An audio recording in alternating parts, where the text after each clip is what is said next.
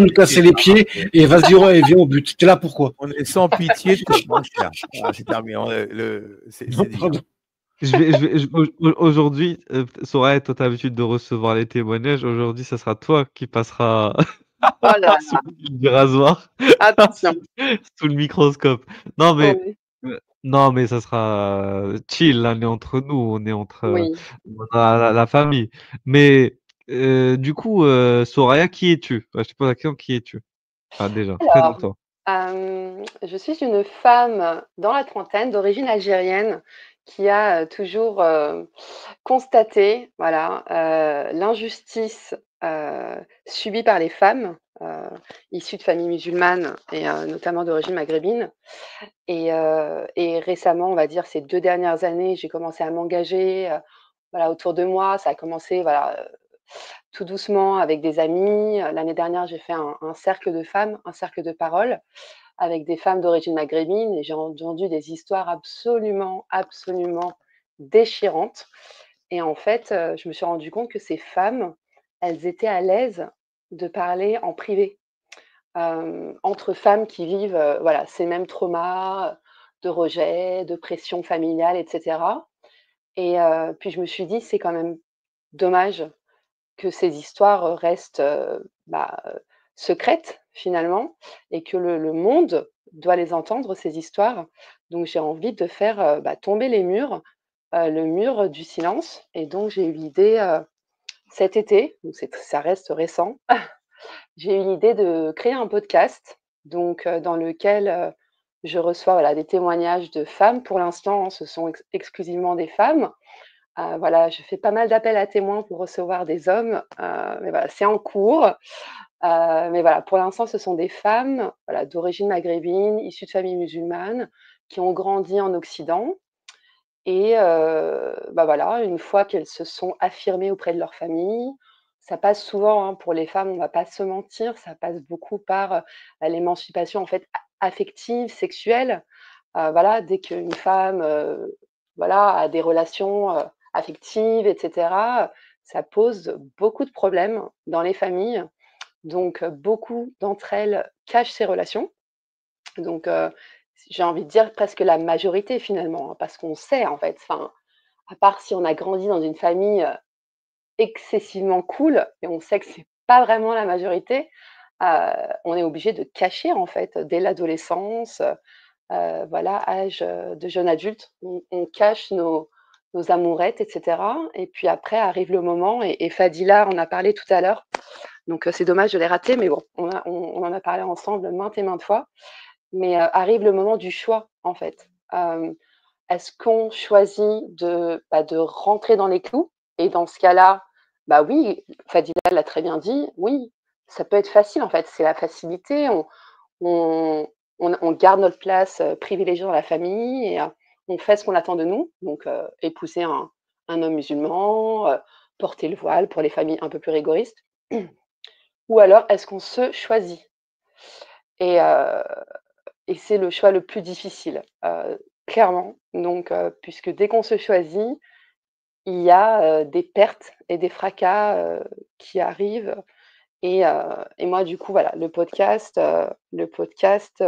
donne la parole notamment à ces femmes-là qu'on n'entend jamais, jamais. Elles n'existent pas, dans l'espace public, hem et je veux juste, leur donner justement cet espace, dans lequel, s'exprimer. Voilà.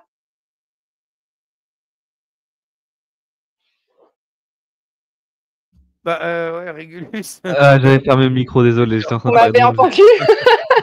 Non, non, non, non, c'est Personne moi t'a qui écouté, personne t'a j'ai écouté. fermé le micro, j'ai fermé le micro. Ah En OK. fait, en fait, je t'ai dit très bonne introduction, donc on a compris d'où tu pars Mmh. et où tu veux aller. Toi, t'as un parce que moi j'aime bien cette idée de toujours, après t'es pas obligé, toujours de fixer des objectifs. Est-ce que t'as un objectif, genre 50, 100 témoignages, genre avant la Ah fin de oui. l'année, un truc comme ça ou pas? Alors Ah avant voilà, la fin de voilà. l'année, non, je peux pas. En fait, parce que tu sais pourquoi? Ça dépend pas de moi, en fait. Oui, Si c'est vrai. pour être vraiment transparente avec vous, j'ai lancé le podcast fin août. Enfin, quand je dis j'ai lancé, en fait, j'ai lancé les appels à témoignages, donc Ok. essentiellement grâce à Twitter. Donc je poste, je poste, je poste. Certains tweets deviennent viraux et c'est à ce moment-là qu'on m'écrit, et cetera. Mais vous vous rendez pas compte de la difficulté, hem, de faire parler ces femmes. On Mais s'en c'est rend un compte, hein. travail, On c'est s'en rend l compte, hein. ça fait 6 mois là. J'ai une femme qui m'a écrit ce matin qui, on est en contact depuis début septembre, voilà et elle a essayé là pour la première fois parce qu'en fait il y a tout un travail en amont évidemment parce que, voilà, chaque témoignage dure environ 10 minutes et c'est voulu, hein. J'ai vraiment envie de faire en sorte que ces témoignages soient le plus accessibles aux non-musulmans. D'accord? Donc vraiment des témoignages assez courts pour «résumer» entre guillemets un parcours d'émancipation. Mais pour arriver à ces 10 minutes que vous écouterez, sur Deezer, Spotify, Apple Podcast, il y a un travail voilà on a plusieurs appels téléphoniques de plusieurs heures dans lesquels elles me racontent leurs histoires et on essaye petit à petit d'étoffer, de structurer le témoignage. Ensuite, il y a l'étape intermédiaire de l'écriture, heu, du texte puisque, voilà, il faut structurer. C'est aussi thérapeutique pour elles, c'est ce que, beaucoup m'ont dit et puis ensuite, il y a, l'étape de l'enregistrement et c'est là que c'est très compliqué Ah, aussi puisque beaucoup pleurent, s'arrêtent, doivent recommencer et puis elles ont pas envie de le faire tout de suite, donc elles laissent passer quelques semaines. Donc c'est difficile. Donc Oh le pour être taf! Le ouais, c'est taf! beaucoup ouais, beaucoup c'est pas comme énormément de moi. non, C'est, non, non, c'est c'est- ça. Eh, ça a rien à voir, Régulus, toi. Toi, Non, tu je ouvres dis ta chaîne et tu parles, non, direct. non, Hop je là. dis non, non, non, mais c'est juste que voilà, c'est important pour moi de décrire le processus puisque pour 10 minutes, ouais, d'épisode, c'est un travail énorme en amont, en fait. Je pense Donc que Soraya, tu m'as pas assez fréquenté. Parce que Bébert, là, ça fait 2 ans qu'il me fréquente et il s'est mis à, à faire des lives improvisés. Attends, j'improvise. Attention, tu vu l'improvisation, il y a toujours de la préparation derrière. Ah, Oui, attends, oui, depuis quand de moins en la moins, de moins préparation Ça en fait moins. 2 ans. et quand j'ai de la matière suffisamment, vas-y, je lance. Mais oui, Ou depuis 2 ans qu'on s'est lancé dans les lives. oui, c'est Mais, vrai que Eh, j'ai mais, pas improvisé trop. Oui, vas-y. Régulus, oui, ça va oui. faire presque 7 ans, 8 ans qu'on se connaît. euh, on va dire 6 ans. 6 ans. Six 7 ans, 6, 7 ans, j'étais resté, je me disais, ça fait 6, 7 ans qu'on se connaît. Ah, depuis là, une énergie. Le temps, il Oui, passe vite. oui, toi et moi, oui, toi et moi, oui. Mais sinon, oui, c'est vrai, c'est vrai. Le temps passe vite, comme quoi. Non, mais arrête, t'es en train de me faire vieillir, là, c'est vrai.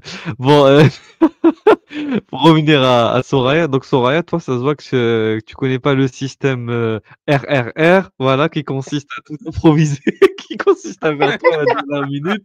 Parce que si tu connaissais, tu serais pas dans cette situation, ouais, je te le dis.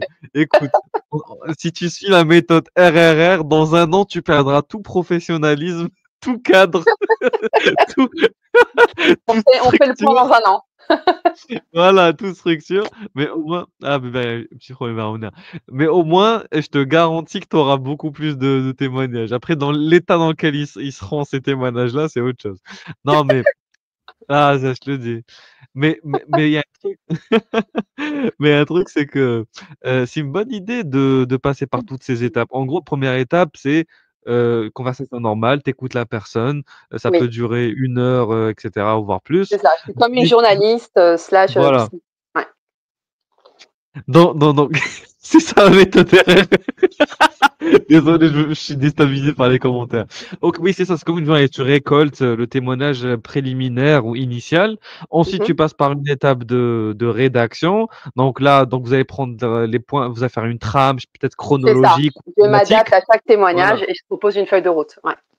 Exactement. Donc, soit vous choisissez peut-être une thématique, vous mettez en avant, ou peut-être rapidement une Exactement. sorte de, pareil, de la période de la vie de la personne qui lui tient le plus à cœur. Ça peut être l'enfance, ça peut être l'adolescence, ça peut être la phase adulte. Donc, ça dépend de ce qu'elle choisit de mettre en avant. Voilà. Mmh. Mmh. Et troisièmement, comme tu as dit, l'étape la plus compliquée selon toi, c'est l'enregistrement. C'est ça, c'est l'étape finale qui pose plus de problème. Oui, ça dépend. Tu vois, je peux pas faire de généralité parce que chaque cas est différent. Certaines femmes ont plus de difficultés parce que ce sont des femmes qui n'ont pas forcément énormément parlé de leur histoire, tu vois? Donc, il y en a qui sont plus ou moins à l'aise que d'autres. Donc, pour certaines, peut-être, l'épreuve la plus difficile, c'est l'enregistrement, puisque forcément, on parle, il y a de l'émotion dans la voix pour certaines. Si certains ont écouté les témoignages, il y a certaines voix qui sont, on peut l'entendre, un peu tremblotantes. Mais par contre, l'étape, la plus chronophage, clairement, c'est l'étape de l'écriture. Et c'est ça qui prend des mois. Donc, certaines femmes me disent… Des mois? Et Ah ouais. tu leur demandes d'écrire, c'est toi ou elle que vous écrivez en commun? Non, c'est elles qui écrivent. Ah, Ce sont elles qui écrivent. Et donc là, je suis en train de me dire, parce que bon, le projet est quand même relativement récent, hein. Là, j'ai sorti hier seulement, entre guillemets, mais bon, voilà, c'est beaucoup de travail, mais seulement le 6e épisode. Mais je suis en train de me dire que peut-être, pour accélérer un peu le processus, je vais m'occuper de la rédaction. Oui. Ou peut-être les aider un peu, quoi. Ouais. Mais en fait, quand vous passez à l'enregistrement, Ouais. vous avez un speech et vous le suivez. C'est-à-dire qu'elles, elles ont écrit quelque chose et du coup, tu n'interviens absolument pas. Non, ce n'est pas une interview. Non, c'est vraiment des petits témoignages, des témoignages assez courts. Donc, jusqu'à maintenant, les 5 premiers témoignages du podcast, j'avais ajouté une toute petite musique au piano que je joue, au début à la fin, et puis il y avait non, mais là c'est trop. Mais là c'est trop parce que Bébert, il se casse pas la tête à faire de la musique. Il met tout dans Suno pendant que l'autre elle fait du piano à la main. Non, mais là c'est trop. Je suis désolé. Ah bah oui, hein. On fait les choses à fond, on les fait pas. Moi, c'est ça ma. Bébert, à l'artisanal, ça prend du temps, mais le travail de qualité à la façon comme nous. Je te laisse pas dénigrer mon travail dans Suno parce que si tu savais combien. J'aimerais. Bébert, il a Bébert. Nécessaire. Et les textes, en plus, pour avoir un bon son, il faut un bon texte. Et les textes, c'est moi qui les écris, déjà. Vous m'entendez? Oui, on t'entend. Oui, j'arrête, pardon. Oui, très rapidement, les gens qui nous voient faire de la musique avec Suno, très rapidement, vraiment une petite incise, c'est parce qu'on n'a plus l'âge, le temps, l'argent, l'énergie. Oui, Soraya? Mais je crois que Soraya a un problème de connexion parce qu'elle dit allô, elle ne nous entend pas donc. Ouais, tu nous entends, Soraya? Soraya? Elle ne nous entend pas, ouais. Régulus, t'es là? Je vais lui écrire sur le chat. On va voir si elle va comprendre. Soraya ne nous entend plus là. Donc, je termine rapidement. On n'a plus le temps à nos âges d'avoir le temps, l'énergie, les musiciens sous la main pour faire la musique comme on voudrait la faire. Donc, moi, je suis désolé. J'ai enfin un moyen informatique à peu près professionnel et cohérent pour me permettre de refaire de la musique. Quand j'étais plus jeune, j'ai fait de la musique. Hein. J'ai été sur un album qui a fait un disque d'or. Je vous dirai pas lequel, mais réellement. Donc, j'ai fait de la musique en son temps et je sais que quand j'étais jeune, oui, j'avais l'énergie, on avait le temps, c'était cool être en studio, répéter, faire les concerts et tout, mais maintenant, c'est fini ça. Donc, maintenant qu'on a un moyen qui nous permet de faire ça hyper rapidement, eh ben, on le fait. C'est du travail. On n'arrive pas dans Suno ou dans n'importe quel truc dire oui, vas-y, fais-moi une chanson où est le trône de ton Allah, vas-y, non. Ok, pardon, je suis de retour. Il n'y a pas de souci, on a compris un problème. Salut Soraya. Bonjour Soraya, comment vas-tu? Mais qui es-tu? Ça fait longtemps. Oui, c'est très longtemps. Mais là, c'était juste pour mettre en avant son travail. Les gars, arrêtez de vous justifier que Suno, c'est facile. On sait tous que c'est pas n'importe qui sait maîtriser les IA. Voilà, il y a un travail aussi derrière de correction, de réarrangement, d'inspiration, de création, évidemment. Non, mais moi, de génie. Il faut ajouter de génie. Oui, il y a un génie créatif. Il y a un génie créatif et il y a aussi de l'énergie et du temps dépensé derrière. Mais non, donc vous inquiétez pas, on dénigre pas. Et juste là, vas-y. Des notes et tout ça quand même pour la musique. Bon, et juste un truc comme dit Bébert, les lives dans le sens de la diffusion ne va pas forcément s'organiser des semaines à l'avance, mais tous les sujets, la réflexion, elle se fait pendant des heures Ruyen et moi, des fois, on se tape 10 heures de discussion. On recherche des articles, des sources. On va fouiller des livres pour essayer d'aborder des sujets sur le djihadisme, sur le frérisme, etc. Malheureusement, voilà, ça a un prix d'être toujours au, au top quand on veut aborder un sujet. Évidemment qu'on va y passer du temps. Donc, je comprends totalement Soraya quand elle me dit que des fois, elle passe des mois à essayer d'organiser des interviews, des échanges, des entretiens, à aider les gens à structurer leurs témoignages, leurs pensées. C'est normal. Et après, le must du piano, donc on ressent la Oh perfectionniste, là c'est ça, là, je Soraya? sais pas ce qui se passe. Tu entends toujours pas, Soraya? On me Soraya? quitte? Ah, elle a un problème. Ah, il y a un problème de Tu nous entends? connexion là, avec Bon, l'ordi. Soit elle nous entend, soit c'est un problème aussi d'audio. Peut-être que ses écouteurs, son casque ne C'est fonctionnent possible. pas. Après, si elle a baissé le son, des fois, tu sais que tout à l'heure, ça m'est arrivé, je ne comprenais pas, j'ai fermé mes fenêtres, j'ai redémarré l'ordinateur, alors que je vais régler mes écouteurs au minimum, à 0, quoi. C'est débile, hein. Mais des fois, c'est Oui, ça. oui, oui. Oui, oui, oui. Non, mais ça, c'est pas grave. C'est son premier live, donc elle a pas l'habitude. Elle Allez, a pas l'habitude. Soraya. Soraya, tu nous entends ou pas? oui, c'est bon, pardon. Tout Ah, va bien. touche plus aux écouteurs, au micro, à rien, Ouais, hein. Reste comme ouais, ouais. ça. Voilà. Do- À toi de Donc, prendre donc, la parole, parce qu'on a beaucoup parlé en attendant quand même. oui, oui, oui. Donc, comme je te Pardon. disais, Soraya, avec le côté piano, on sent le côté perfectionniste, justement, de chez toi. Bah, en fait, si tu veux, enfin, moi, je pars de nulle part, hein. Vraiment, ce que j'aime avec ce podcast, c'est le côté humain, la connexion avec ces femmes, et cetera. Et quand j'ai commencé, on m'a dit: «Ah, mets un peu de musique, et cetera». Et puis j'ai commencé à regarder, enfin, je savais pas trop ce qui allait, aller, enfin, avec le sujet parce que bon, c'est souvent des témoignages assez graves, et cetera. Et je trouvais rien qui m'allait. Et en fait, à l'époque, je jouais pas mal de musique iranienne que j'aime bien, et cetera. Et c'est un air qui est assez intense, en même temps doux, assez grave.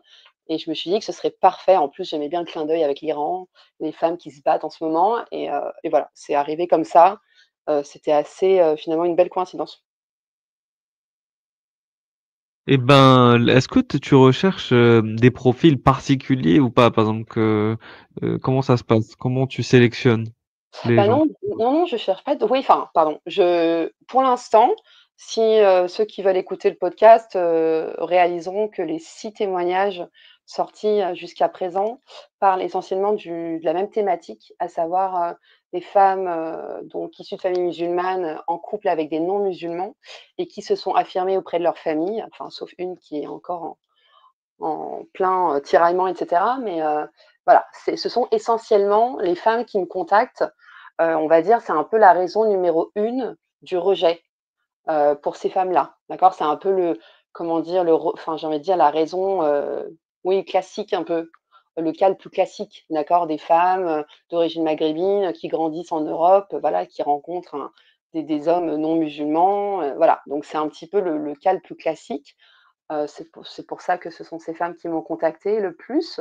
Mais là, j'essaye depuis quelques semaines, je fais pas mal d'appels à témoins pour élargir, au maximum les profils parce qu'en fait, j'ai envie de montrer, bah, que du coup, bah, la communauté entre guillemets «musulmane» et en l'occurrence là, d'ex-musulmans, heu bah, et pluriel en fait. Il y a plein, plein de personnes différentes, voilà, bah, il y a des hommes, des femmes, athées, des hommes, voilà, des personnes hétéros, des personnes homosexuelles. Donc j'en cherche aussi. Je pense que ça fera de beaux témoignages. Et puis après, enfin, tout est possible, à partir du moment qu'on bouscule les injonctions, religieuses, culturelles. Voilà, je ne vais pas vous faire un schéma, hein, vous connaissez, très bien vos sujets, même mieux que moi. Donc, à partir du moment où en fait on bouscule, voilà, on bouscule les codes, on sort du moule. Dès qu'on sort du moule, et ben, on peut venir me voir parce que, je recueille ces témoignages-là.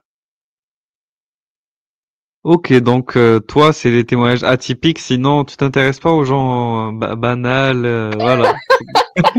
Voilà, Ah mais ça vanne, hein? aux gens, aux gens lambda. Toi, si c'est pas hors du commun, si c'est pas original, Bah non, malheureusement, tu vois? Il y a rien de plus banal que de tomber amoureuse. Et pourtant ça vaut rejet, ça vaut de devoir témoigner sur un podcast pour, libérer la parole. Donc tu vois? C'est ça l'ironie en fait, c'est que finalement, ces femmes et si vous écoutez non seul justement le dernier épisode qui est très fort, Mmh. celui de Jeannette qui est sorti hier et elle dit à un moment ces mots très forts, où elle dit que c'est tout ce qu'elle voulait en fait dans la vie, juste, être, heureuse et choisir, son partenaire et ces femmes-là sont diabolisées pour des choses aussi simples Mais mais que mmh, de j choisir leur conjoint. mais du coup, suite à tous les témoignages que tu as pu faire, c'est quoi les éléments que tu as pu, relever, par exemple? Qu'est-ce qui t'a le plus marqué? Voilà, on va dire ça comme ça.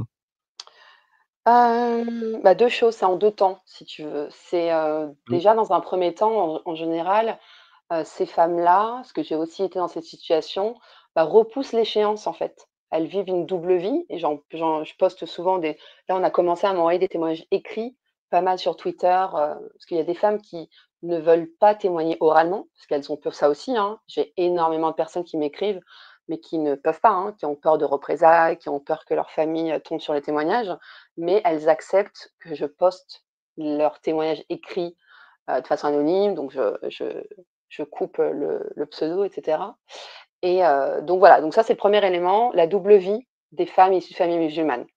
Et puis des fois, ça va très, très, très, très loin, hein. Par exemple, récemment, il y a une femme qui m'a dit que donc une femme algérienne qui est venue en France pour ses études il y a quelques années, elle, bah, elle avait une chambre dans une colocation et heu et en fait, elle a emménagé avec son copain, il y a quelques mois mais comme sa famille vient lui rendre visite assez souvent, peut-être une fois tous les 3 4 mois, quelque chose comme ça, en fait, quand elle a emménagé avec son copain, elle a continué à payer le loyer de sa coloc afin de pouvoir retourner dans la coloc une fois par semaine pour faire un appel vidéo avec ses parents, pour leur montrer que voilà, derrière, c'est bien le mur de sa chambre de la coloc. Et puis Oh là là!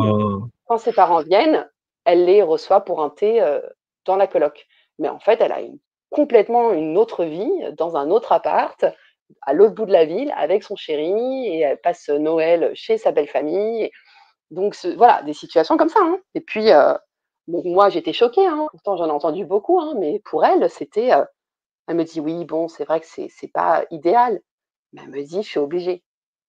Donc voilà, donc ça, c'est une des premières étapes pour moi qui c'est la double vie. C'est très, très en fait, les filles, elles repoussent toujours le Mmh. curseur un peu plus loin, tu vois? Elles se disent: «Allez, je» elles font tout pour concilier, pour tout concilier, pour concilier leur liberté et pour garder leur place dans la famille. Et puis après, il y a des moments où Mmh. ça va trop loin. Par exemple, bah, voilà, le copain à côté, il veut se marier, le copain, il veut avoir des enfants, ce qui est tout à fait, logique. Et puis, bah, après, elles sont obligées, en fait, de dire à leur famille: «Bah, je vais me marier» et cetera. Et là, ce qui est vraiment marquant, c'est que dans beaucoup, beaucoup de cas, c'est le rejet, en fait. Il y a pas de il y a une déshumanisation totale de la personne. On ne peut pas se dire: «Ah, c'est mon enfant, je l'ai porté», pour les mères ou pour les pères, voilà, bah, ça reste leur enfant, Ouais, ouais, ouais, ouais. il y a vraiment cette déshumanisation. Bon, je pense que vous êtes familier avec C'est le oui, concept, mais c'est particulier. c'est plus poussé. Alors, il en parle, Majid Kacha, dans son livre, mais pas de façon Oui, je l'ai aussi pas encore lu. poussée, bah, lis-le, il est intéressant. Mmh mh. Et et il y a ce cas de figure, mais pas aussi, pas analysé aussi, précisément que tu viens de le faire, hein, bien sûr, parce que c'est un bouquin, il faut qu'il parle de tous les cas de figure, hein. Ouais. Mais oui, oui, mais quand tu parles de mère qui a porté un enfant dans son ventre, ça me rappelle une anecdote. Mmh mh. Tu sais, ma femme est apostate, Mmh mh. D'accord. heu, elle est apostate. Moi, je ne le suis pas, moi, je suis français de souche, hein, Non, ça mongolois. je sais, mais je savais pas Voilà. que ta femme était Ma apostate. femme, ma femme Ce qui est une explique Marocaine, pourquoi tu es impliqué dans ce combat aussi. ma femme est une ex-musulmane et D'accord. nos amis, par contre, dans la vie privée, réelle, dans la vie réelle, hors réseaux sociaux, tout le monde le sait autour de nous, hein, bien sûr, il y a pas de Oui. cachotterie, hein. Mmh. D Sauf sa famille. Pour sa famille, je suis un converti, mais on n'a aucun contact. On ne les voit jamais, Désolé, hein. Ah ça me fait d'accord. rire. On les a qu'au téléphone, Ah là voilà. là. Bref, mais dans la vie de tous les jours, auprès de tout le monde, y compris de mes amis, moi, d'enfance, j'ai grandi en banlieue Mhm. parisienne, Mhm. de mes amis d'enfance musulmans, tout le monde sait que ma femme est marocaine, athée. Tu vois, Mhm. voilà, tout le monde le sait ça, tout le monde le sait. Mhm. Et on a un couple d'amis dont la femme est musulmane, a fait circoncire ses gosses d'ailleurs, putain, bref. Hem et dans une conversation, à un moment donné, il y a eu un petit froid depuis, mais bon, on est toujours amis, hein, on se fait des trucs ensemble, mais ça à un moment donné, c'était tendu, hein. Quand ma Mhm. femme, lui a dit, parce qu'elle dit: «Moi, tu sais que j'ai quitté l'islam, oui, oui. Mhm. Si demain, un de tes enfants», parce qu'ils ont plusieurs enfants, «si un Mhm. de tes enfants te dit, qu'il quitte l'islam comme moi, tu réagiras comment?» Eh ben, elle lui a dit: «Bah, ce sera plus mon enfant, je le Ah bah oui. renie». Ouais. Voilà, Mm. direct. Et Ah oui. attention, pas voilé, pas voilé, Oui. boss, Famille dite modérée. Ouais. fonctionnaire, pas Voilà. voilé, Voilà. fonctionnaire, Ah bah oui. coquette, tout ce que tu veux, qui Mm. aime la musique, Mm. l'ambiance et tout Mm. ça, hein. Ouais. Mais là, ouais, non, non, non, non, Bah, là, c'est pour ça que je dis souvent sur un de mes posts qui est devenu le plus viral sur Twitter, c'est quand je dis que déjà il n'existe pas de famille modérée. Parce que les familles modérées, en fait, elles existent tant qu'on rentre dans les clous.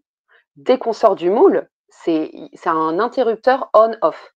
Dès que tu sors, tu fais un pas de côté, boum, l'interrupteur off, enfin, ou plutôt out, et ça y est, tu n'es plus dans la famille. Et pareil, tu disais fonctionnaire, j'ai fait un tweet il y a quelques jours parce que j'avais écouté rapidement les grandes gueules et je suis tombée sur un médecin, je sais plus son nom, professeur Marty ou quelque chose comme ça, qui prenait la défense de la communauté musulmane et qui disait oh voilà le fameux poncif de oh mais l'immense majorité des musulmans de France sont intégrés, travaillent. En fait, pour lui, l'intégration, elle passait seulement par le travail. Et j'ai fait un tweet, un fil en fait, bien développé dans lequel je disais que, bah, en fait, les parents de toutes les femmes qui ont témoigné pour le podcast travaillent. D'un point de vue extérieur, on pourrait penser que ces personnes sont intégrées. Et au final, enfin, par exemple, vous rencontrez juste ma mère, elle n'a pas le voile, elle est coquette, elle est élégante, etc.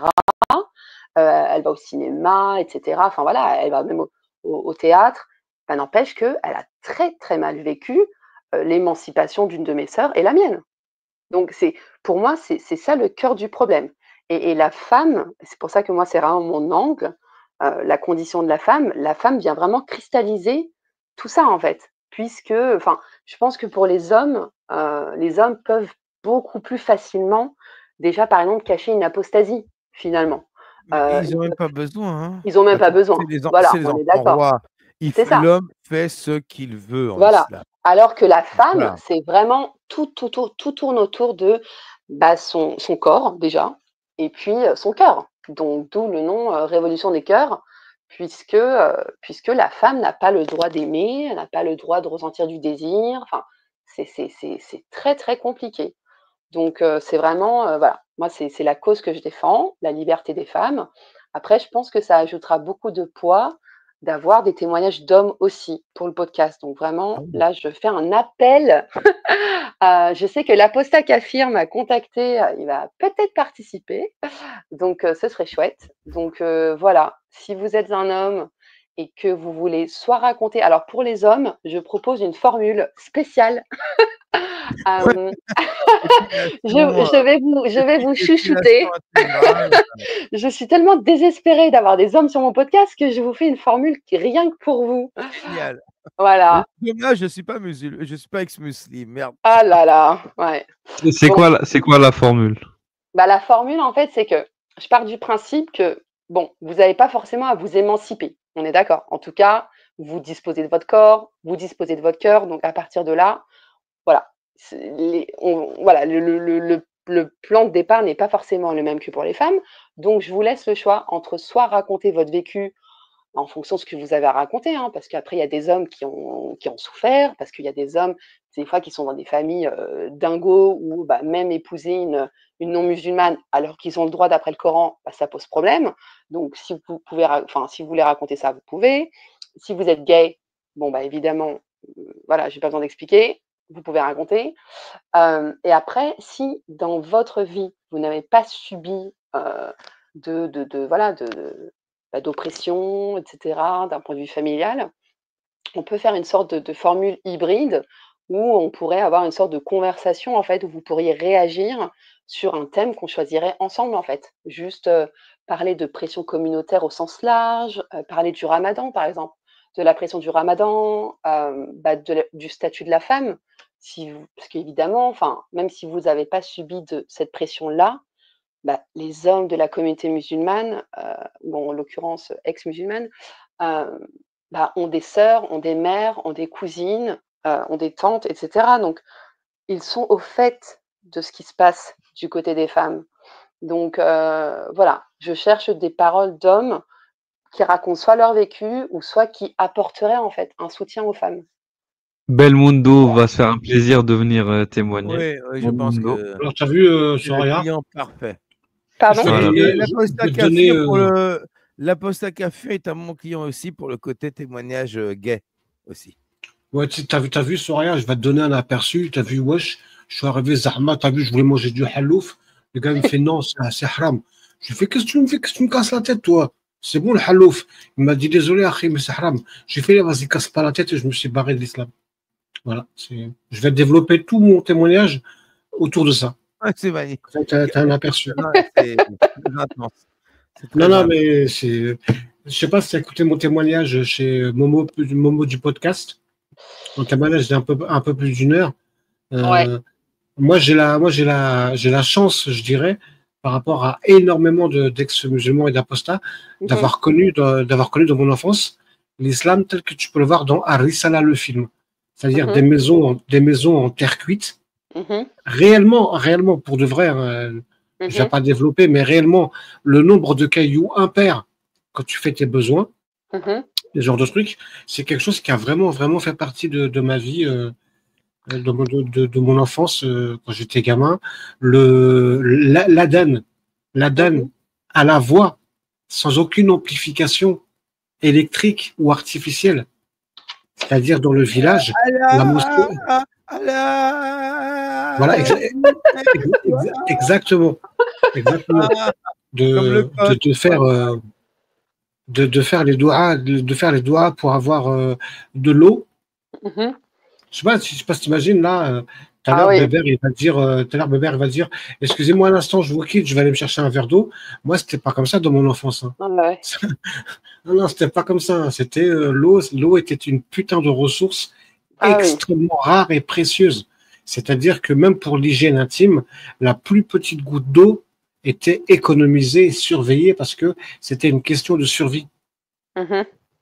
Et voilà, donc c'est vrai que moi j'apporte quelque chose de différent quand je raconte mon enfance dans l'islam. D'accord. Ouais. Avec les coups, avec la violence et d'autres parties beaucoup moins fun. Les hommes, la frustration, les enfants. Voilà. Ça, c'est intéressant. Ouais. Voilà, y a parce qu'après, moi, c'est vrai que j'ai oublié juste de préciser quelque chose par rapport au podcast. C'est que, si vous voulez, moi, mon angle, c'est vraiment en fait les conséquences, enfin les effets de l'islam d'un point de vue affectif et psychologique. Il y a plus cette approche, donc on ne parle pas d'apostasie en soi, enfin voilà, il n'y a pas d'étiquette. Bonjour, je suis Soraya, je suis ex-musulmane. Non, c'est plus, voilà, on est des êtres humains, je suis une femme, je suis née dans une famille d'origine algérienne. On parle, c'est vrai, au début du niveau de religiosité de la famille, pour un peu, pour comprendre un petit peu le contexte familial. Mais voilà, c'est vraiment, à l'auditeur, bon après on peut le dire aussi de façon claire, mais voilà, c'est pas un podcast sur l'apostasie, la critique de l'islam. Je pense que il y a plus une démarche psychologique on entre en immersion en fait dans la psychologie et de ces femmes-là, en l'occurrence pour l'instant, seulement des femmes. Et je pense que c'est intéressant de voir les conséquences de cette religion totalitaire sur notamment la vie affective, des personnes qui la subissent. Moi, j'avais résumé ça avec une phrase Et j'ai vraiment été honoré que mon frère Ali Babal l'a sorti un jour dans une interview. Il avait été interviewé par un média, je sais plus lequel, et il avait sorti cette phrase. Moi, je l'avais sorti comme ça parce que je suis quelqu'un, j'écris des chansons, j'ai toujours aimé faire sonner les mots, les faire résonner, etc. Et quand j'ai sorti cette phrase, c'est comme le syndrome de la voiture verte. J'aurais dû mettre un copyright tout de suite, mais bon, bref. C'est l'enfant que j'étais n'est jamais devenu adulte, et l'adulte que je suis n'a jamais été enfant. Ah ouais, ouais. Ah ouais, ah, c'est beau. C'est quelque chose qui tourne autour de ça. Ah ouais, c'est magnifique. Merci. Mais Après, c'est vraiment une sorte de vécu. C'est comme ça que j'ai pu le verbaliser. Ouais, c'est important de verbaliser. mais oui, de toute façon, que ce soit homme, femme, ou même comment dire, des personnes qui soient de culture musulmane ou de confession musulmane de diverses origines, je pense qu'on a tous notre pierre à l'édifice Oui. qu'on peut contribuer à mettre à l'édifice de cette cause qui s'appelle la critique de la doctrine islamique, parce que parce qu'en finalité, pour moi, c'est comme une forteresse, tu vois, imprenable, et que chacun peut utiliser différentes armes, différents moyens, différentes Exactement. approches Voilà, pour moi je rentrer pense à que l'intérieur. ouais, pardon, je pense que tous nos projets sont complémentaires et c'est ça qui est génial. Moi, je pourrais pas faire ce que vous faites. Je n'ai pas les connaissances, enfin, je peux pas faire critiquer l'islam, les textes, etc., faire des lives, machin. Par contre, voilà, je fais ce que j'arrive à faire, en tout cas pour l'instant.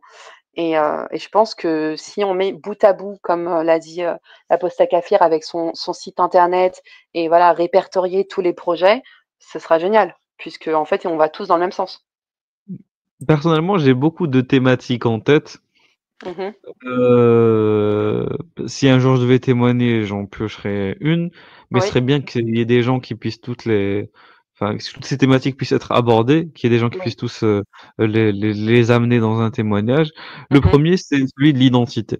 C'est-à-dire que Oui, tu sais qu'on est musulman, on construit ouais. son identité autour de la croyance en Allah, Mhm. autour du modèle du prophète. Et une fois que tu as perdu ça, on dirait que plus rien d'autre n'existe. Voilà. Et le Ouais. problème, c'est que, tu sais, l'islam, quand il est bien, quand je dis bien, en tout cas quand il est beaucoup plutôt, voilà, on va plus se baser sur la quantité plutôt que sur la qualité. Quand il est beaucoup pratiqué, il envahit la vie. Tu sais, Mhm. t'as plus le droit de danser, tu peux plus chanter, tu peux plus dessiner, tu peux Mhm. plus, voilà, tu peux plus rien faire de tes mains qui soient artistiques, à part écrire peut-être des versets coraniques et encore Mhm. ou apprendre du Coran. Tu peux plus sortir où tu veux, comme tu veux, avec qui tu veux. Tout est surveillé, tout est cadré, tout est Ouais. restreint. Voilà. Donc la notion de passion, de hobby n'existe quasiment pas. Tout est centré Mhm. autour de l'islam, quasiment. Donc à part, tu peux, parce qu'il y a des gens qui créent leur identité autour de ça en fait. Il y a des gens qui créent qui créent de l'identité autour de leur culture. Voilà. Ouais. Mais le problème, comme la religion est contre la culture, que justement elle est la négation de la culture, donc Mhm. elle empêche tout ce qui est annexe ou parallèle ou opposé à elle d'exister. Ouais. Voilà, avec elle. Moi, par exemple, donc je suis kabyle. Mhm. Et culturellement, ethniquement, je suis très fier de ça. Et quand j'étais musulman, je niais cette part de moi, quelque Ouais. part. Mhm. Et ce n'est qu'en apostasion que j'ai appris à me réaimer quelque part. Quand j'ai réaimé, c'est Mhm. réaimer cette partie de moi Mhm. qui est non islamique. Et que les Kabyles musulmans qui m'écoutent, vous vouliez ou non, pourquoi est-ce que les Kabyles, ils sont pas connus pour être les plus grands pratiquants de l'islam? Ils aiment leur culture. En fait, plus tu pratiques l'islam et moins tu peux aimer ta culture et t'aimer toi-même voilà, si tu te sens profondément à y appartenir. Parce que tu peux pas aimer parler une langue qui n'est pas l'arabe. Et si t'es musulman, t'es censé, comment dire, sacraliser la langue arabe. Alors que le Mhm. kabyle lui, sacralise la langue kabyle. Et c'est tant mieux. Par exemple, ne serait-ce que par rapport aux habits, ne serait-ce que par rapport aux bijoux. Une femme s'habille à vouloir s'habiller d'une certaine manière, avec les robes chatoyantes, les couleurs, etc., les bijoux, tu vois, le foulard kabyle, c'est un truc qui est pas en mode hijab, tu vois, tu le mets, tu l'enlèves. C'est pas quelque chose de dogmatique, mais ça, c'est anti-islamique. Et l'islam ne supporte pas tout ce qui n'est pas codifié par sa jurisprudence. Et du coup, c'est une vraie négation de l'identité. Parce que l'islam te ramène à vouloir même t'arabiser, parce que plus tu es arabe et plus tu es aimé par Allah. Parce que Allah a dit dans des hadiths que la race arabe était la race supérieure. Et donc, bon, sans m'étaler, c'est tout ça pour te dire que rien que la notion d'identité en elle-même, elle mériterait d'être Oui, largement abordée. c'est très intéressant. Donc, tu es le Voilà, bienvenu. par exemple. Voilà. Et comme vous avez dit, la question de l'orientation sexuelle. Il y a la question aussi il y a le tabou aussi. Tout à l'heure, on en parlait avec Fadela. C'était la haine de l'autre. Tu sais, moi, Oui. quand j'étais petit, on me poussait à haïr l'occidental, parce que moi je suis né en Algérie, j'ai grandi là-bas. Donc quand j'étais petit, on me poussait. Et après le contexte algérien particulier, puisque l'État algérien donc actuel est héritier Oui. du Parti de Libération, donc le FLN. Et donc du coup, tu sais, il porte en lui les graines de la lutte coloniale. Et il continue toujours à véhiculer cette haine anti-France, alors que c'est bon, ça fait plus de 60 ans que la France n'est plus en Algérie, mais les générations qui n'ont connu ni la guerre, ni la post-guerre, continuent à porter avec eux cette haine, en fait. Parce que Ouais. le nationalisme algérien est profondément anti-français, et profondément anti-occident en général. Pourquoi? Parce qu'il est empreint de frérisme. C'est le frérisme, Bien c'est sûr. cette vision de l'islam qui se construit en opposition à l'Occident. Voilà, parce que le frérisme a émergé en 1920, donc forcément avec le contexte de la chute de l'Empire ottoman et l'époque de la colonisation britannique en Égypte. Bon, sans rentrer dans les détails, tout ça pour t'expliquer que oui, désolé, je me perds des fois. Tout ça pour t'expliquer que l'antisémitisme, par exemple, moi, j'ai été un très grand antisémite quand j'étais jeune. Très, très grand Ouais. antisémite. Ah oui, oui, oui, vraiment. Moi, je suis pas Je me surprise, souviens. malheureusement, en vivant en Algérie. Ouais. Écoute, très simple. Tu vas dans un Ouais. café en Algérie, il te met Jazeera. Ouais. Jazeera, donc la chaîne qatari. Jazeera, tu sais, il te met de la propagande à fond la caisse.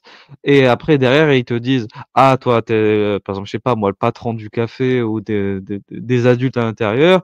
Nous, on est choqués de ce qui est montré dans les images. C'est atroce, c'est horrible, des bombes partout. À l'époque des intifadas, etc. Et à un moment donné, t'en as un qui dit, toi, quand tu vas grandir, j'espère que tu vas devenir un bon moudjahid. Voilà, un bon soldat d'Allah. T'imagines, t'es petit, ton doctrine à la haine du juif, on te pousse à vouloir les combattre, à vouloir les tuer, à vouloir les exterminer. Et ça a une assise idéologique, évidemment, avec tout ce qu'on connaît du patrimoine sunnite, même chiite d'ailleurs.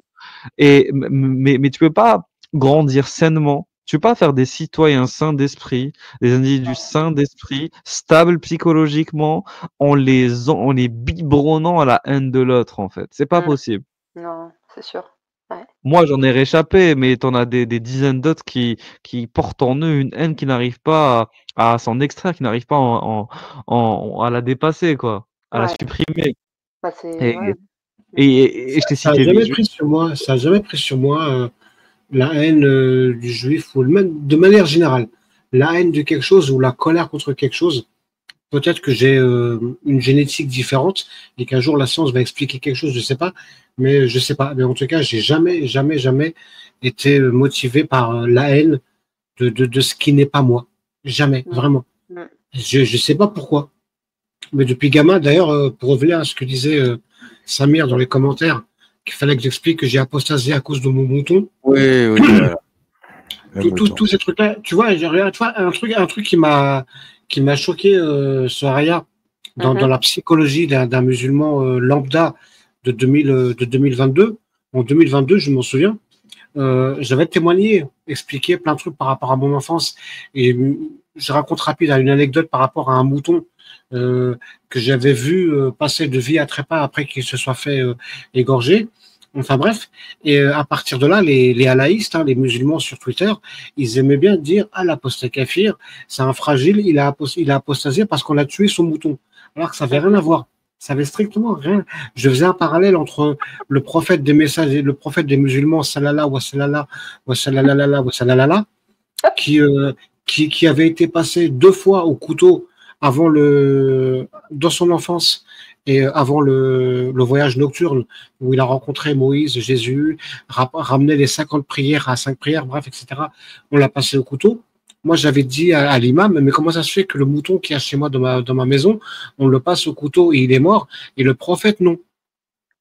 Et je m'étais fait défoncer la gueule, mais par le ouais, pose pas de questions, nanana. Bref, j'avais raconté cette anecdote-là, et eux, ils sont partis en disant l'apostat kafir, ce gros fragile, il a apostasé à cause du mouton. Et je te jure que je suis allé en privé sur mon serveur Discord pendant plus d'1 heure et demie avec un des musulmans qui propageait cette rumeur et qui prenait ce truc-là. Je lui ai dit, écoute, on n'est pas obligé de s'aimer, je comprends et tout, mais on est des adultes. Donc là, c'est moi qui suis là, on se parle, je t'explique, machin et tout, etc. Je n'ai pas apostasié à cause de mon mouton, blablabla. Tu sais, j'ai vraiment fait le truc, il m'a dit oui, pas de problème et tout. Mais malgré ça, malgré cette discussion qu'on a eue en privé, lui et moi, par la suite, il a continué à dire quand il était avec ses potes, c'est ça, c'est parce que c'est ton mouton. Et je me suis dit, mais c'est pas possible. Tu essaies de parler en tant qu'adulte, responsable, de te dire, t'es mon adversaire, mais on va être fair play. On va être fair play, même dans l'adversité, mais non, il faut qu'il continue à. Bref, donc il y a cette rumeur, j'ai apostasié parce qu'on a tué mon mouton. Voilà, grosso modo. En tout cas, il y a une question qui t'a été posée, Soraya. C'était est-ce que ton podcast peut intéresser des associations féministes comme Oser le féminisme?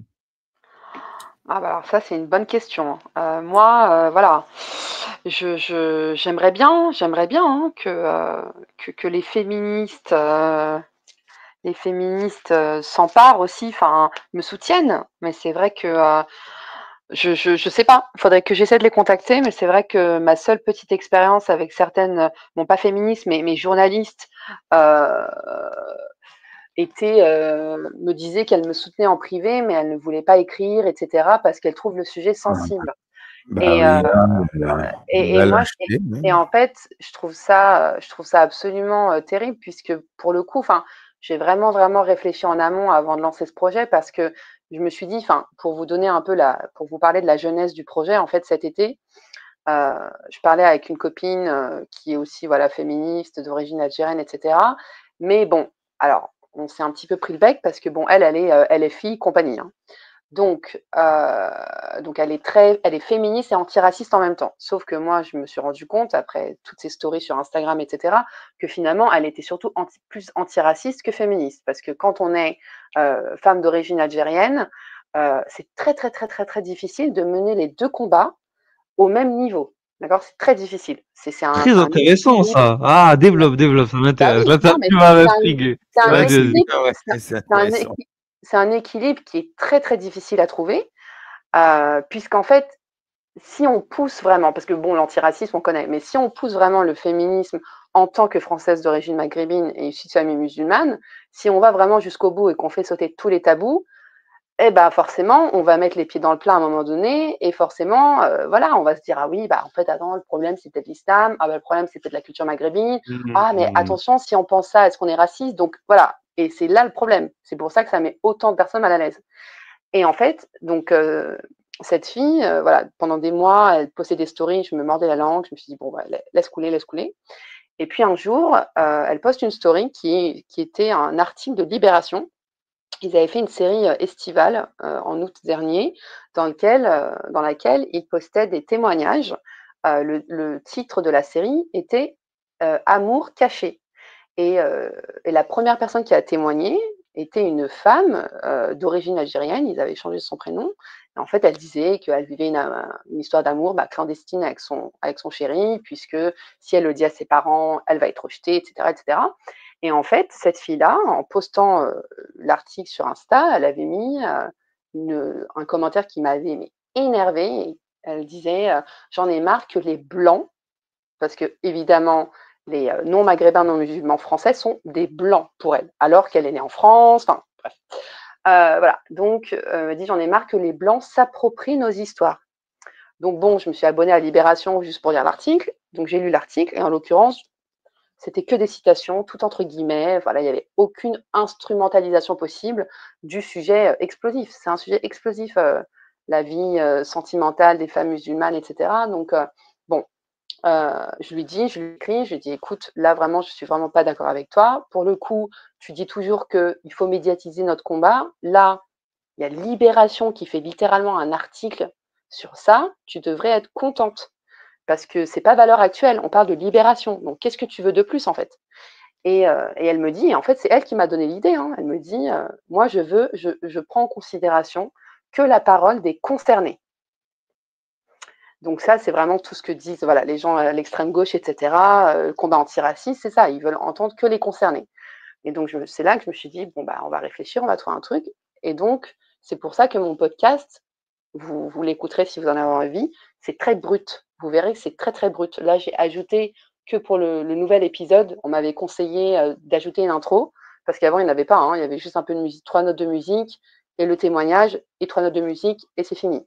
Là, j'ai rajouté une petite intro avec ma voix au début, mais en fait, moi, ce que je veux, c'est justement que ce soit pas instrumentalisé. Donc, je donne je donne pas le bâton pour me faire battre en fait. Je fais l'intro où je décris le projet, je décris l'épisode, et puis après, on écoute le ressenti, le vécu d'une femme en entendant sa voix, son émotion dans sa voix, et basta. Et après, c'est aux personnes qui sont assez intelligentes, je l'espère, de se faire leur propre avis, de se faire voilà. Mais c'est très difficile. Et ce qui est assez drôle, c'est que du coup, pour boucler la boucle, j'ai écrit à cette fille pour lui dire pour le podcast, et elle ne m'a jamais répondu. Donc bon, Mais voilà. c'est très intéressant, c'est-à-dire qu'il y a une vraie incompatibilité avec Complètement. oui, bah, on va regarder, parce qu'on est d'accord que pour reparler de féminisme, il y a plusieurs courants dans le féminisme. Oui, Il y a le féminisme donc, qui est dit intersectionnel, qui veut faire voilà. rejoindre plusieurs types de courants. Par exemple, le combat des antiracistes, des indigénistes, etc., avec le combat des féministes qui réclament plus de droits pour s'équilibrer avec. Attends, bon, Bébert il va revenir, c'est pas grave, il y a des petits problèmes. Ah, c'est bon. Droit des trans aussi. Il y a le droit par rapport aux hommes dans une société patriarcale. Il y a le droit aussi des homosexuels à pouvoir se marier, à pouvoir être respectés, à pouvoir avoir accès à des métiers sans discriminer pour leur orientation, le droit des trans pour changer d'identité de genre, donc etc., etc. Et en fait, il y a un moment donné où des fois, ça va devenir incompatible. Oui, Parce que il y a un autre courant, c'est le féminisme islamique aussi qui est rentré en jeu alors ça, clairement. Donc non, mais là, je peux plus, moi. c'est devenu une Ah, sorte de chaos en ce moment. Voilà. ouais. Comment Mais ça se passe? justement, je parlais Du là, côté le intérieur du. féminisme, je l'ai Ouais. décrit sans le nommer, mais je pense que vous avez tous compris, c'est le féminisme dont je parlais, c'est le féminisme intersectionnel, qui joue sur tous les tableaux, sauf que je me suis rendu compte, parce que j'ai pas mal fréquenté, enfin l'année dernière, j'ai fréquenté quelques filles qui sont féministes intersectionnelles, et c'est en les fréquentant que je me suis dit, ah ben non, moi c'est pas ça que je veux. Et c'est pour ça que j'ai fait ce projet, pour me démarquer. Et puis, il faut être honnête, il y a personne hein, qui le fait. C'est tellement, je veux dire, c'est tellement touchy, c'est tellement sensible comme sujet. Mais je me suis dit, on va essayer de ne pas l'analyser, le décrire, voilà, on va juste laisser parler les femmes. Parce qu'on ne peut pas, enfin, on peut toujours critiquer, enfin, je sais pas comment dire, mais on peut pas critiquer un vécu, en fait. On ne peut pas critiquer une expérience personnelle. Et donc, l'idée, c'est de multiplier au maximum, pour revenir à l'objectif du début de la conversation. Écoute, moi, j'aimerais bien avoir 1000 témoignages, tu vois, un jour, mais bon, on verra. Mais voilà, multiplier les témoignages pour qu'on voit vraiment le pattern, le schéma qui se répète, qu'on comprenne que non, en fait, ce ne sont pas des cas isolés. Parce qu'évidemment, quand je prenais la parole sur Twitter, que je racontais des expériences, soit dans ma famille, soit autour de moi, bah, mais les gens qui venaient m'insulter me disaient toujours «Ah, mais c'est ta famille de cassos», etc. Non, non, non, non, c'est beaucoup plus global que ça.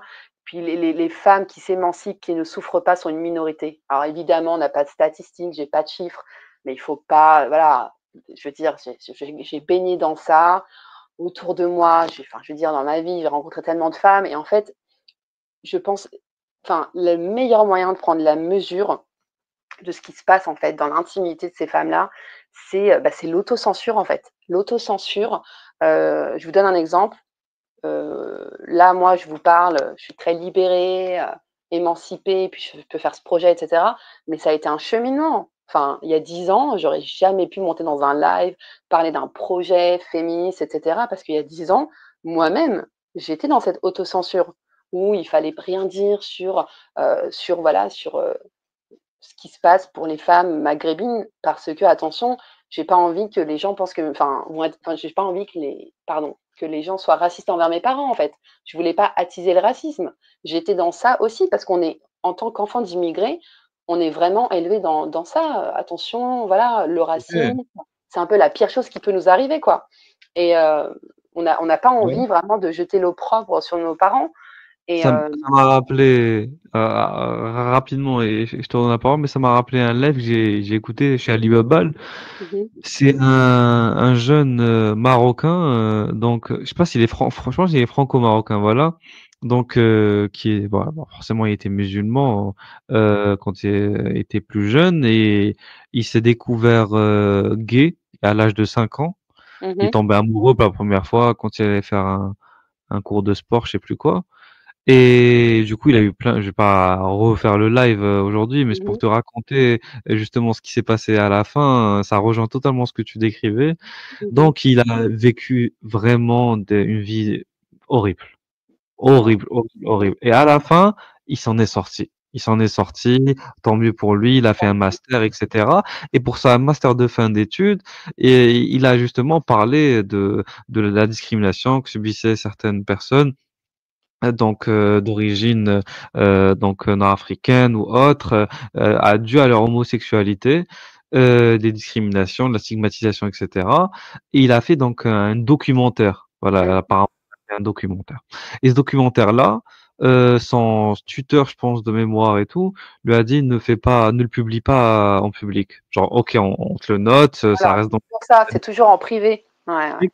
Ils m'ont dit pourquoi, c'est les mêmes raisons que les tiens. Ils ont dit Voilà. si voilà, ça va Mais c'est ça. discriminer Voilà. tes Ouais. parents, ta communauté, nanani, nanana, et du coup, ben, ça date l'histoire. Et maintenant, il n'ose toujours pas le publier, voilà, parce qu'il y a toujours cette réticence de peut-être que ça va Mais c'est servir un discours de droite, d'extrême droite, ça mais va être c'est en récupéré fait, par des mauvaises personnes, etc. Voilà. mais Voilà. c'est ça, c'est exactement ça. C'est pour ça qu'on s'auto-censure. Mais vraiment, bon, là, je parle à, je parle à 3 hommes, bon, et des auditeurs, mais vraiment, hein, quand vous êtes dans un groupe, voilà, 3-4 femmes d'origine maghrébine, et vous prenez un café, mais on le sait toutes, en fait. On le sait toutes. Et Fadila l'a dit très bien tout à l'heure, quand j'étais en train de rentrer et que je vous écoutais, elle disait que quand elle voyait une femme avec le voile, etc., elle a dit elle a dit, je sais qu'elles savent. Et c'est exactement ça. Donc, on le sait en fait. On sait ce qu'on subit, on sait ce qu'on vit, on s'auto-censure par antiracisme. Sauf qu'à un moment donné, en fait, moi, mon féminisme a pris le dessus parce que j'ai subi, moi, j'ai pas subi, j'ai subi du rejet, ça va beaucoup mieux, et j'ai tenu en fait. C'est parce que j'ai tenu, j'ai instauré un rapport de force, parce que toutes les participantes me demandent, mais comment tu as fait pour que ta mère accepte et que ta mère soutienne le podcast, comment c'est possible? Parce que j'ai vraiment instauré un rapport de force où j'ai dit à ma mère: «Attends, le rejet, c'est dans les 2 sens, en fait. C'est pas toi qui me rejettes». Je dis: «Moi, tu m'as fait naître en France, je suis allée à l'école de la République, vous avez voulu que je m'émancipe, que je fasse des études, et cetera. À un moment donné, je m'émancipe à tous les niveaux, en fait. Je vais pas juste avoir un bon job et derrière, me marier avec le cousin du bled. C'est pas compatible. Je suis désolée, hein, si c'est un petit peu trop cash, mais c'est ce que je lui ai dit, en fait, et je lui ai dit: moi, en fait, je ne veux pas de ces valeurs, voilà, patriarcales arriérées». Je lui ai dit: c'est soit tu m'acceptes comme je suis, soit on s'arrête là, en fait. Et pendant 1 an, ça a été très, très compliqué, parce qu'elle m'a bon, voilà, elle a hésité, on va dire. Et puis après, maintenant, elle est revenue et puis maintenant, ça va super bien. Mais et c'est parce que je pense que je l'ai subi dans ma chair, hein. Je l'ai vraiment vécu dans ma chair, ce rejet. Votre propre mère qui vous rejette, c'est très difficile à vivre. Et une fois qu'après, voilà, on se donne assez d'amour et on est entouré, et cetera, et qu'on passe ce trauma, bah, ça nous rend, oui, bah, ça nous rend plus forts, ça nous rend plus fortes. Et puis autour de moi, hein, une de mes sœurs, enfin des cousines, j'ai des cousines qui vivent des choses, mais absolument, mais c'est Netflix, horrible, horrible. Et personne en fait, dans la famille élargie, je vous En parle de la France, tu famille parles en France ou en en Algérie, France. là? Ah non, en France, en région parisienne. En région parisienne, c'est une catastrophe. Moi, j'ai eu la chance de quitter la région parisienne très tôt pour une grande ville de France. J'ai vécu dans le centre, je suis allée dans des écoles, la mixité, un très bon lycée, le latin, la troisième langue, le piano. Je pense que c'est vraiment ça qui m'a sauvée. Quand Mais j'étais enfant et adolescent, c'était comme ça, hein, à mon époque, oui, hein, oui, oui, bah oui, oui, ouais. en banlieue parisienne, hein. Ouais, mais là, encore à l'heure actuelle, hein, j'ai une cousine, pour vous donner un exemple, j'ai une cousine qui a 28 ans, donc je dirais pas toute jeune, qui a 28 ans, qui ne partira pas du domicile familial si elle ne se marie pas, tant qu'elle ne se mariera pas avec un Algérien. Elle me dit: «Je suis en couple avec un Marocain». Non, mais là, c'est trop. Bah oui, elle me dit: «J'en ai parlé à ma mère». Elle m'a fait la gueule, là, elle se parle plus, elle vit sous le même toit, elle se parle plus depuis des semaines, parce que sa mère lui a dit: «Jamais un Marocain, c'est un Algérien où tu restes vieille fille à vie». Non mais, Oh là là, on non, est mais en c'est. 2025. Ouais, Ah c'est mais vous, enfin, déjà, ça n'a rien à voir avec la je pourrais religion. faire des lives tous les soirs. Oui, oui, oui. Ça n'a plus rien à Oui, voir avec l'islam, là, on est hors de ça, oui, là, on est non, Oui, oui, oui, on est oui. d'accord. Mais bon, les 2 sont, oui, évidemment. Sur ce point en particulier, c'est encore plus voilà, c'est ridicule. Mais bon, voilà, elle me dit que, voilà, elle a eu des copains non musulmans. Elle me dit: «J'ai arrêté» parce que quand j'ai vu que ma mère, critiquait les cousines qui sont avec des Tunisiens, je me suis dit: «Au moins, il faut que je choisisse un maghrébin, quoi». Ah ouais, donc c'est chaud. Ouais. Oh, j'en ai marre.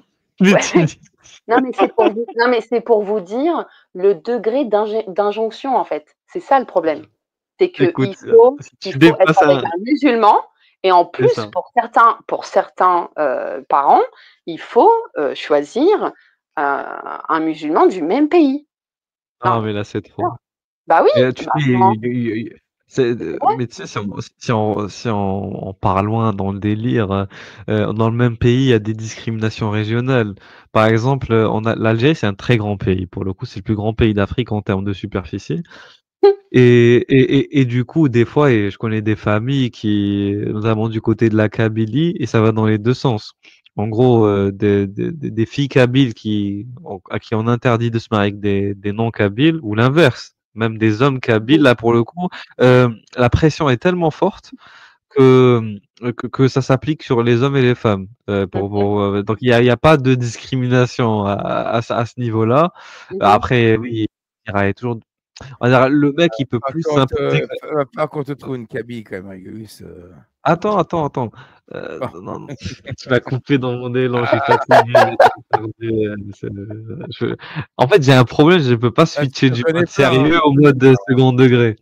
J'arrive pas à le faire d'un coup quand je fatigue. Bon, et je reprends sur ce que je disais, et du coup, je te jure, ah, c'est bon, tu m'as fait, tu m'as fait foirer mon c'est bon, je peux plus rien dire. Le Allez, bravo, sabotage. tu m'as saboté. Non, c'est bon, ça me revient. Ah, En gros, ce qui se passe, c'est que en Algérie, il y a les gens de l'Ouest, tu vois, ceux qui habitent ouais, ouais. Oran, Ah bah Tlemcen, oui. etc. Ouais. Et je te jure, pour des gens de l'Est, ils sont vus quasiment comme des Marocains. Genre, un Constantinois, Oh tu non, te mais dis, tu pourrais, et je te parle pas, bon, laissons de côté la Kabylie parce que c'est particulier, parce que les Kabyles, en fait, ils ont beaucoup été discriminés par le mmh mh, pouvoir mmh. algérien, donc le Ouais, ouais. pouvoir d'Alger, tu vois. Donc, il y a le côté arabe aussi qui joue, les Arabes qui ont longtemps donc dominé hégémoniquement par la langue, par l'islam, ont beaucoup écrasé les Kabyles et tout. Donc des fois les Kabyles par fierté ils vont te dire on va pas se mélanger avec eux, tu vois, juste par ce côté un peu vous nous avez maté, vous nous avez discriminé, ben nous on n'accepte pas de vous donner un de nos gosses, fille comme Mhm. garçon. Donc il y a ce côté un peu politique, c'est un peu du militantisme que de ne pas se marier avec des Ouais. Arabes.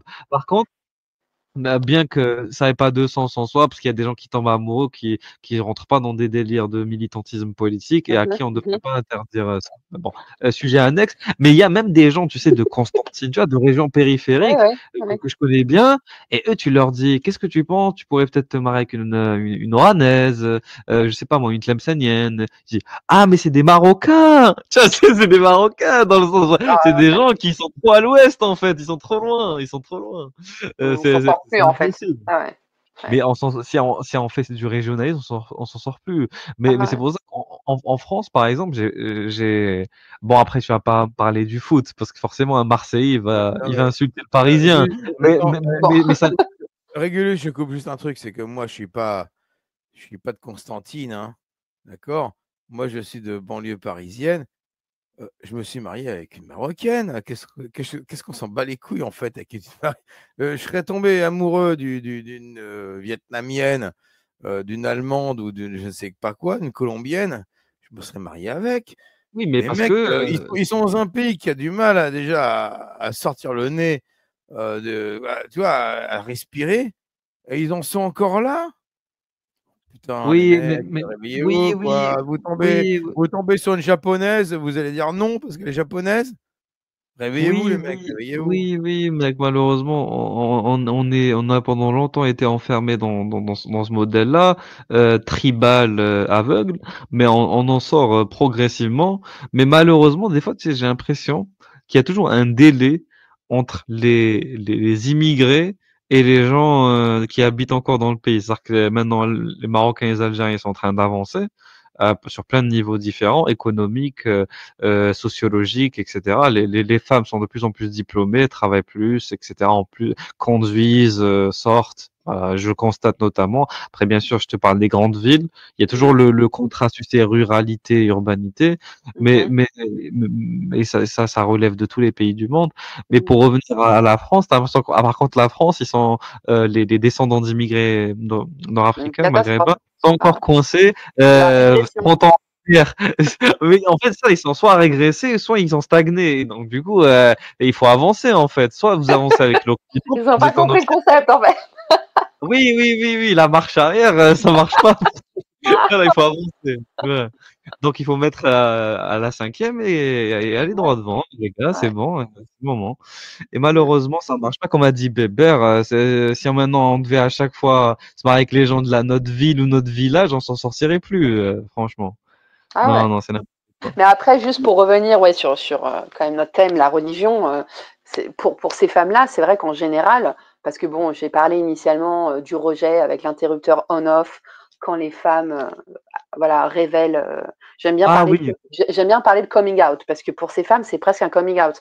Même si elles sont hétéros, finalement, il faut se. Parce qu'en général, toutes ces femmes-là, elles cachent leur relation pendant un temps. Tu vas pas. Régulus, tu viens d'une famille maghrébine, tu vas pas présenter quelqu'un à ta famille au bout de 3 semaines, on est d'accord. Donc bon, elles attendent, etc. Et puis quand elles se lancent, c'est vraiment comme un coming out. Souvent, bon, il y a quand même du rejet, ou sinon, on propose en fait l'option, vous savez, l'option conversion. Et donc, conversion à l'islam. Et là, ouais, là, tu entends aussi des histoires absolument surréalistes où bah, il y a beaucoup de fausses conversions. Hein. Enfin, je veux dire, des conversions où le ah, mec va à la cher bébé. mosquée. Voilà. Non, c'est pas possible. Non, je te crois pas. Moi, je vois Non, non, mais voilà. Non, mais bon, voilà. Non, Je mais te ce que je crois veux dire, pas. c'est que, en fait, pour parler avec ces femmes-là, même elles, finalement, bon, je pense qu'elles se mentent à elles-mêmes, mais pas mal d'entre elles à qui j'ai parlé, en fait, minimisent ça. Disent oui, bon, on est allé à la mosquée, il a prononcé sa phrase, et puis voilà, et puis on est tranquille. Et en fait, bah non, en fait, t'es pas tranquille parce que voilà, enfin, ton conjoint est vu comme musulman, en fait, à vie. Alors bon, toi, Bébert, de ce que j'ai compris, c'est que par téléphone et tu ne les vois pas, donc tant mieux.